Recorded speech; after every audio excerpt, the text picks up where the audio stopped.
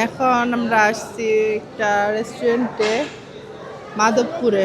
ও sorry, এখন আমরা আইছি সিলেটি মারতাম।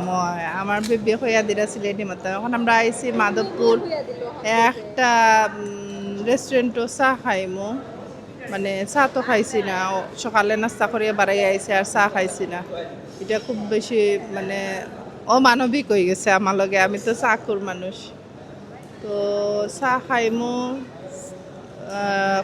অর্ডার করছি স্যার, এর মাঝে হয়েছে 5টা রং চা আর 3টা দুধ চা। মানে আমি একটা রং চাও খাইমু, আবার একটা দুধ চাও খাইমু, আর 6টা পরোটা অর্ডার করছি।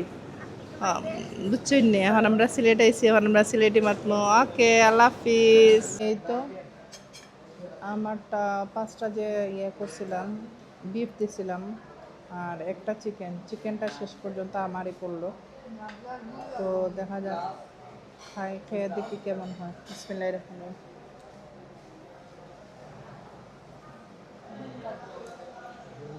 টেস্ট তেমন নাই। এটাতে বিফ, চিকেন কোথায় দিল? এটা তো বিফের। ওরা কি করলো বুঝতে পারলাম না। আচ্ছা যাক, যেটা দিচ্ছে এটাই মনে হয় আমার রিজেক্টে ছিল। যে সবাই বসে খাচ্ছি,